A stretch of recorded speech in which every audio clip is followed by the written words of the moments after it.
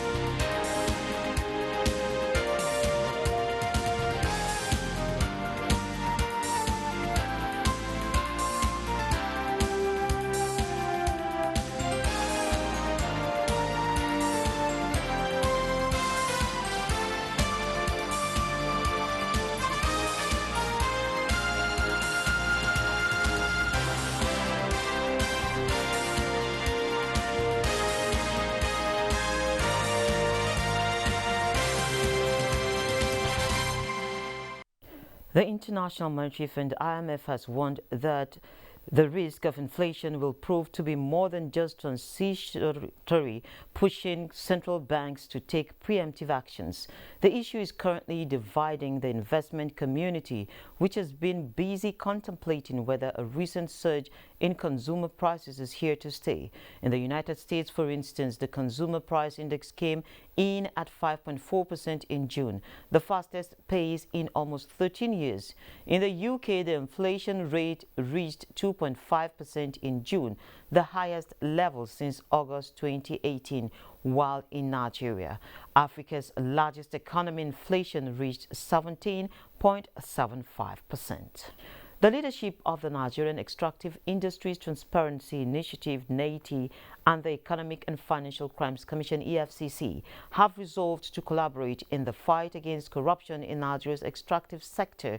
To that effect, the two organizations signed a memorandum of understanding agreeing to cooperate in the areas of information and data sharing, joint operations, prevention and remediation actions on governance, processes and corruption issues in Nigeria's extractive sector. Other areas of cooperation and partnership include regular capacity buildings and trainings, participation in fraud risk assessment efforts, investigation, prosecution and management of information, compliance and enforcement of sanctions.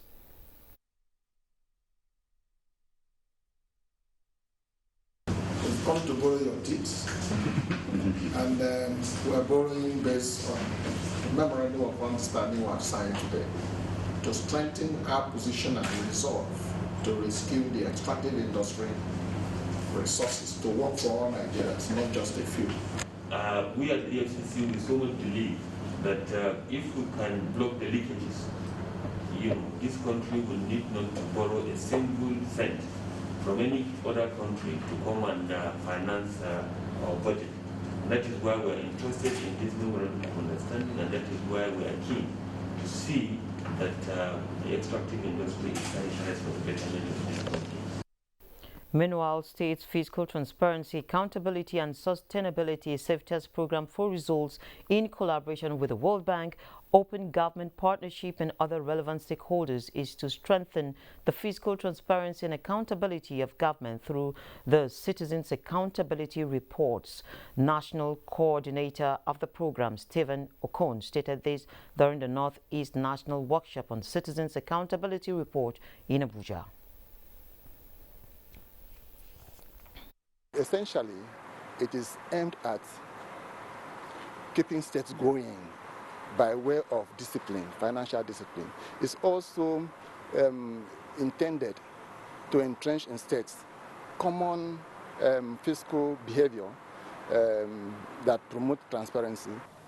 The CAR will also enable the civil society organizations, the media, and the organized private sector players to ask the right questions about their common wealth and how the funds are being utilized by government to provide goods and services to the generality of its people.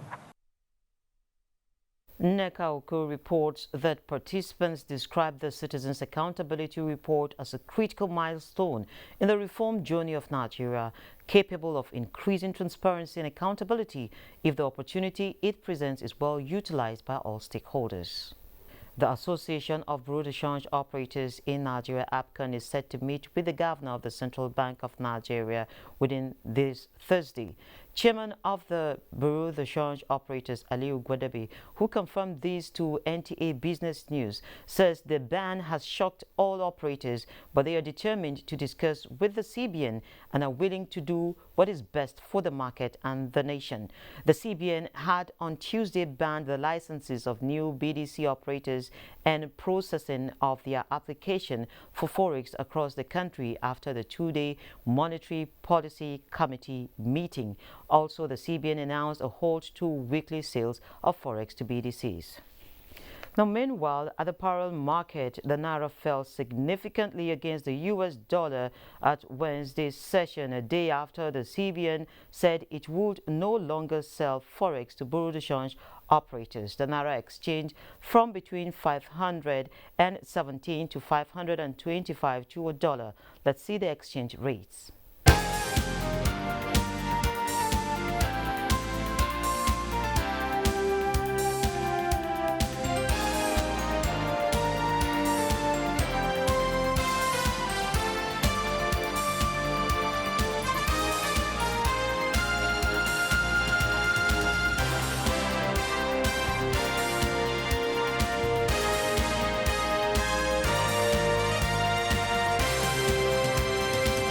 OPEC Secretary General Mohammed Sanusi Barkindo has reiterated that oil will remain the largest contributor to the energy mix upwards to 2045 with more than 27%, according to the latest OPEC World Oil Outlook.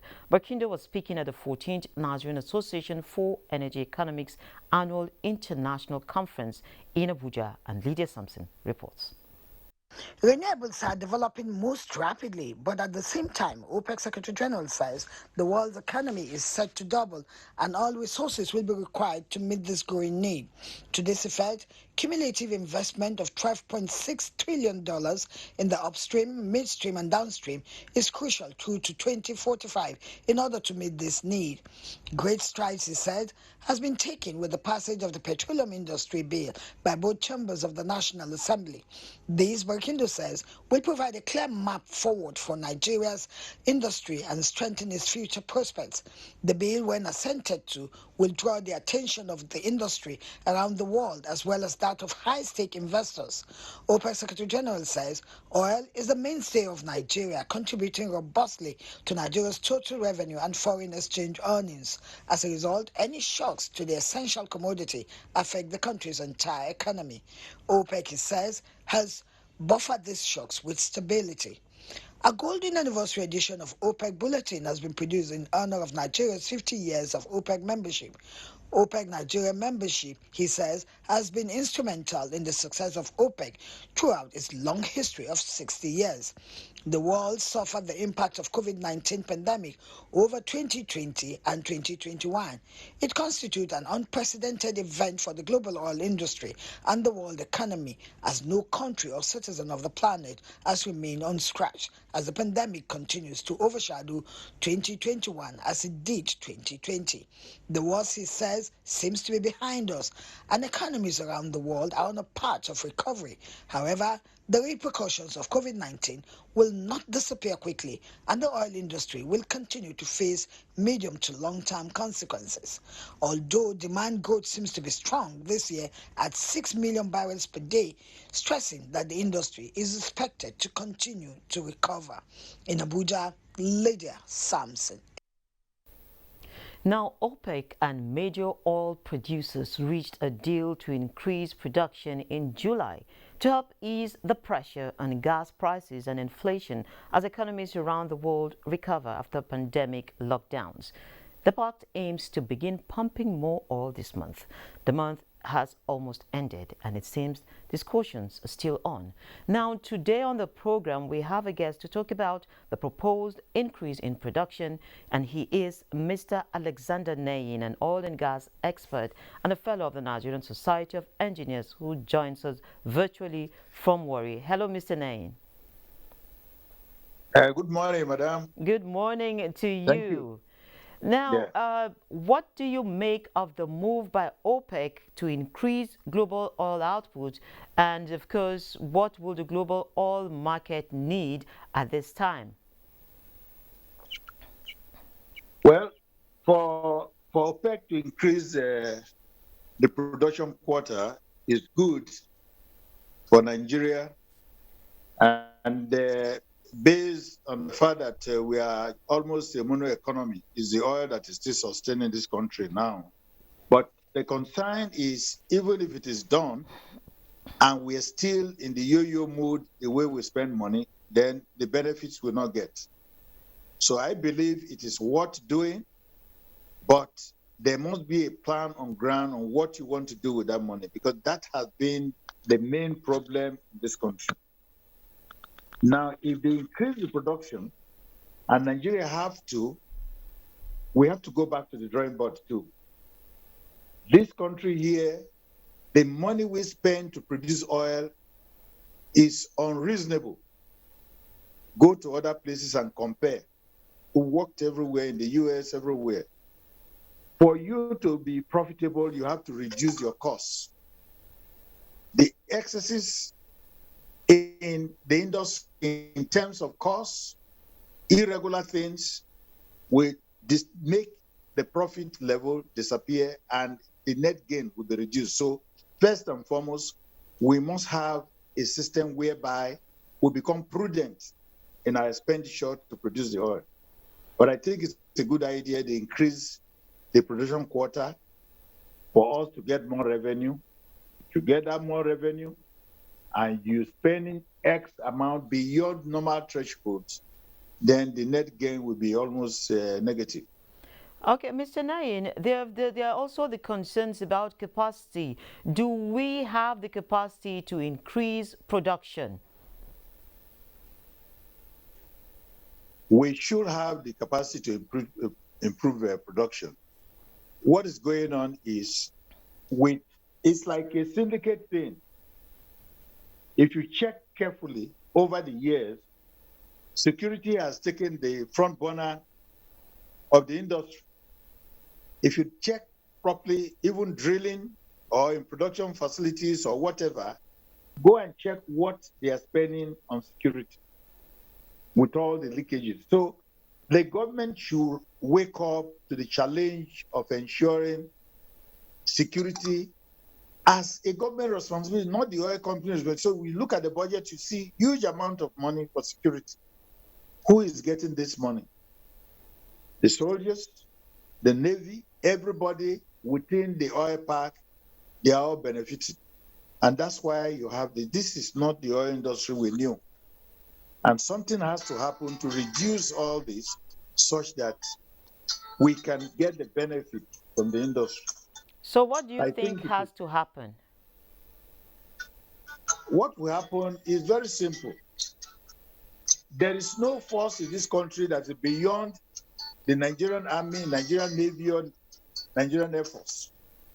But the will to create the enabling environment for smooth operation has to come from the government. There's no hoodlum anywhere in the swamp or anywhere that can put the country down. But I'm seeing it like a game.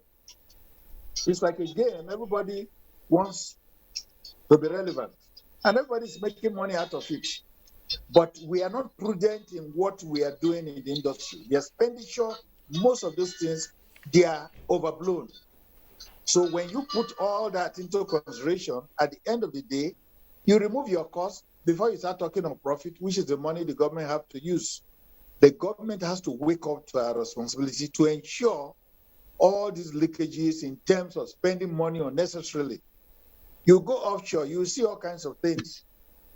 You see all kinds of things happen. And it's with connivance, I would say, of the government, because the Navy, the Army, all these people involved, they are all from the government. There must be some level of discipline to ensure this nonsense stop. Otherwise, it's just a fluke. Okay, Mr. Nayin, we've also seen a long sort of discussions between OPEC and the alliance, the OPEC Plus, and now on the courts, on what steps to take. So, like, I want to ask you, before a compromise is reached, do we need these lots of debates between the parties involved? They have to, because investors, they are not here to look at our flyovers. They are here to make money. And the investment climate has to be right. And that's why the PIB you are seeing now in 1999, when Lukman was there, I was one of those who worked with him because we saw the need for it. You must have defined investment condition that people know happen. In Nigeria, before now, or even now, somebody wakes up and come up with one scenario. So before the oil companies will get themselves together, another person come up with another thing. So let's have a document that spell out the investment scenario. If you do this, this is what you get. There must be a document to show. Rather than wake up, you go to Abuja, they give you this approval, another company goes there, they get another thing. So let's have a document that will spell out what the procedure is. Okay, let me take you from that line of thought. OPEC is of the view that oil will constitute the bulk of the energy mix up to the year 2045. And Nigeria has proven gas reserves, the largest on the continent. How are we doing in terms of gas? And how can we properly harness that sector for the Nigerian economy? I think the projection by OPEC is very right. As a student way back in Texas A&M, in 50 years' time, the oil will be finished. We're still here. So the projection OPEC is making is very, very right. Our aggressive approach to tapping our gas resources should be the challenge of Nigerians. We should go out of our way, create the necessary incentive so that we can utilize the gas effectively. As a matter of fact, it is still a better product than the oil. You need electricity, gas, most of the things. And it is a joke for anybody to think that by 1930-something or whatever, we no longer need oil or gas or what. That's a joke, because the present available renewables, how far can that go to sustain the energy requirement of the world, not talk of Nigeria? So we have to intensify production of gas effectively, drill more wells, find more. The gas is nearly everywhere around us. Okay. So we drill more wells, produce more gas, and put them on the pipeline and use them. You make money out of it, you have electricity. It is disgraceful that up till now, since some of us got back 79 till now, we are still battling with power. Go to Escravos, you cannot have 1 second of power failure. That's just a company. Then you have a whole country without direction. Over the years, they're still hanging in there in darkness. There's okay, Mr. Nayin, I'm afraid we don't have much time again. I would want to thank you for joining the program. Mr. Alexander Nayin joined us all the way from Warri in Delta State. Thank you, madam. It's a pleasure. You're welcome, and do have a nice one. Thank you. Thank you. Surviving COVID-19 is next with Temi Blessing.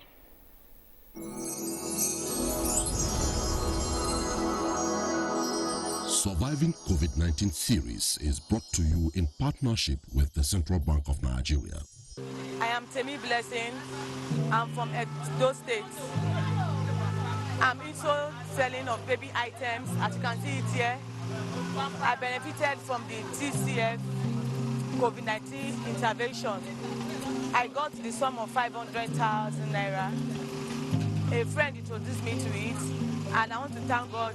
When the money came, I was hopeless, and since the money came, things were so good for me now. I've improved my business, and my business have taken a new shape. I got the loan the year 2020. When I got the loan, my business increased, and things were good for me and my family. I'm saying a big thank you to the CBN governor.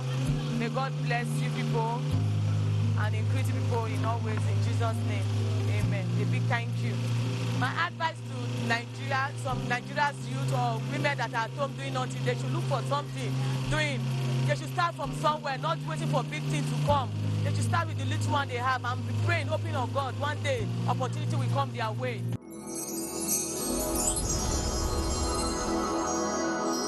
Surviving COVID-19 series is brought to you in partnership with the Central Bank of Nigeria.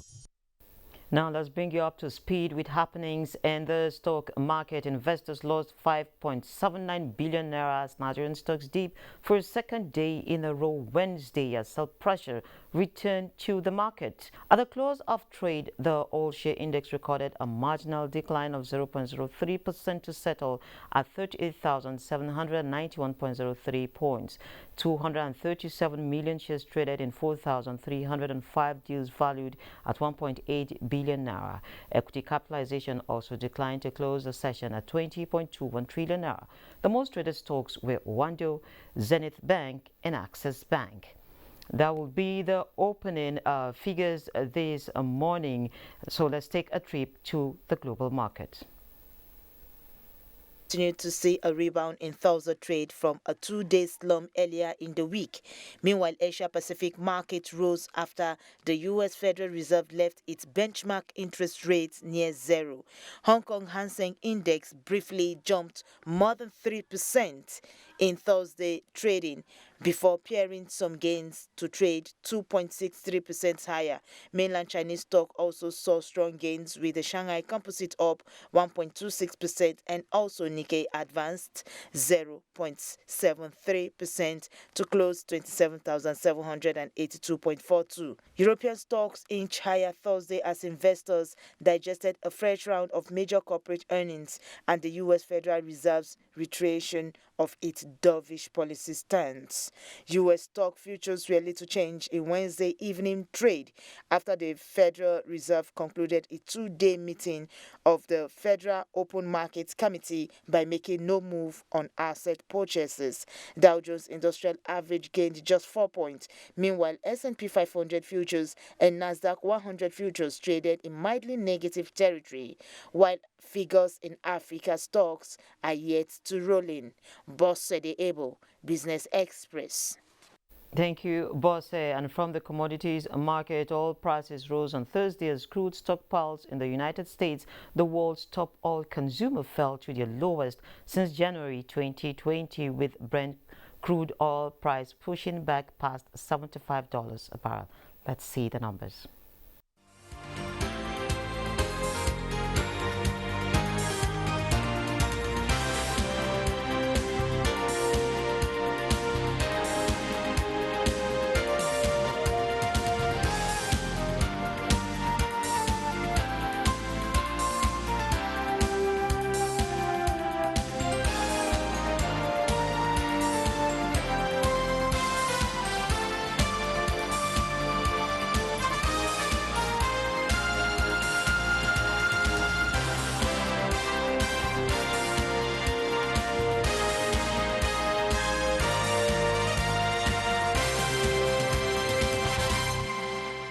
We've reached our anchor point for today. Remember to keep in touch with us by sending in your comments, observations, and suggestions. Also be informed that all previous episodes are available on YouTube on the NTS channel. Join us again Friday at 3 p.m. for another episode.